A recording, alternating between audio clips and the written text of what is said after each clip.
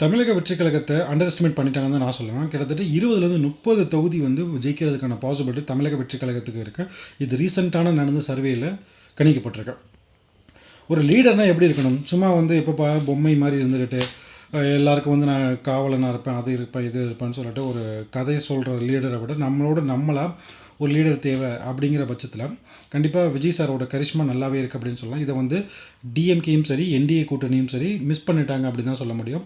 DMK NDA கூட்டணிக்கு மாறாக விஜய் சார்னால் ஒரு வர முடியுமா அப்படின்னு கேட்டிங்கன்னா கண்டிப்பாக வர முடியும். சப்போஸ் இந்த டைம் வரலாட்டியும் அவங்களோட வெற்றி பயணம் கண்டிப்பாக தொடரும் அப்படிங்கிறது எந்த விதமான மாற்று கருத்தும் இல்லை. ஏன்னா வந்து இங்கே இருக்கிறது யார் அப்படின்னு பார்த்தீங்கன்னா இளைஞர்கள். அதாவது வந்து விவேகானந்தர் என்ன சொல்லியிருப்பாருன்னா 100 இளைஞர்களுக்கு கொடுங்க, இந்தியாவே மாற்றி காட்டுறேன் அப்படின்னு சொல்லியிருப்பாங்க. ஏன் அப்படின்னா இந்த இளைஞர்கள்னால தான் இவர் வந்து இன்றைக்கி வந்து விஜய் சார் வந்து ஜெயிக்க போகிறாரு.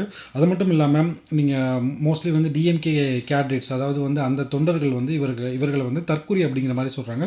தற்குறிக்கான வார்த்தைகள் அவங்களுக்கு மீனிங் தெரியுமா என்ன அப்படிங்கிறது தெரியாது. ஸோ இவர்கள் தற்குறியா அப்படிங்கிறதுக்கு பதில் வந்து இந்த எலெக்ஷனில் கண்டிப்பாக தெரிஞ்சிடும். அது மட்டும் இல்லாமல் அப்படியே தற்குறியாக இருந்தாலும் எல்லாருக்கும் ஒரு சான்ஸ் கிடைக்கும் முன்னேறதுக்கு. அதாவது வந்து ஒரு முட்டாள் தன்னை வந்து எப்போ முட்டாள்னு தெரிஞ்சுக்கிறானோ அப்போலேருந்து அவன் புத்திசாலி ஆகிறான் அப்படின்னு சொல்லுவாங்க. அதே மாதிரி நீங்கள் சொல்கிற மாதிரி தற்குறியாகவே இருந்தால் கூட அந்த தற்குறிகள் அறிவு வரும்போது உங்களை அடுத்த கட்டத்துக்கு என்ன பண்ணுவாங்க அப்படிங்கிறது மிகப்பெரிய விஷயமா இருக்குது. ஏன்னா வந்து எப்போவுமே வந்து கெட்டவனாக இருக்கிறது பெரிய விஷயம் இல்லை. பட் ரொம்ப நல்லவன் வந்து கெட்டவன் ஆனால் என்ன நடக்கும் அப்படிங்கிறது உலகத்துக்கு தெரியும்.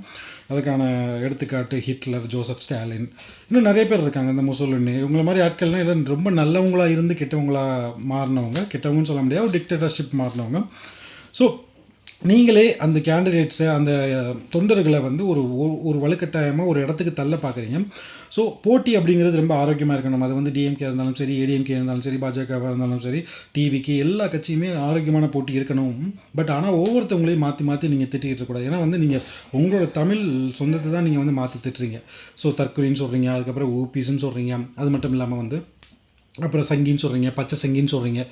இவ்வளோ விஷயங்கள் வந்து இதில் இருக்க அணில் அப்படின்னு கூட சொல்கிறீங்க. இது எல்லாமே வந்து நம்ம தமிழ் சொந்தங்களை, தமிழ்நாட்டு மக்களை தான் நம்ம வந்து திருப்பி சொல்லிகிட்ருக்கோம். ஸோ இந்த கேண்டிடேட்டு அந்த கேண்டிடேட் அப்படின்னு இல்லாமல் உங்கள் கட்சிக்கு உங்கள் கொள்கை எல்லாம் ஓகே அப்படின்னு நினச்சிங்கன்னா நீங்கள் அதை பரப்புங்க. பட் தயவு செய்து நம்ம மக்களையே இது மாதிரி சொல்லி அவங்கள வந்து திட்டாதீங்க அப்படின்னு நான் சொல்லுவேன். பட் தமிழக வெற்றிக் கழகத்தோட இம்பேக்ட் பயங்கரமாக இருக்கும் அப்படிங்கிறது எந்த விதமான மாற்று கருத்துமே இல்லை.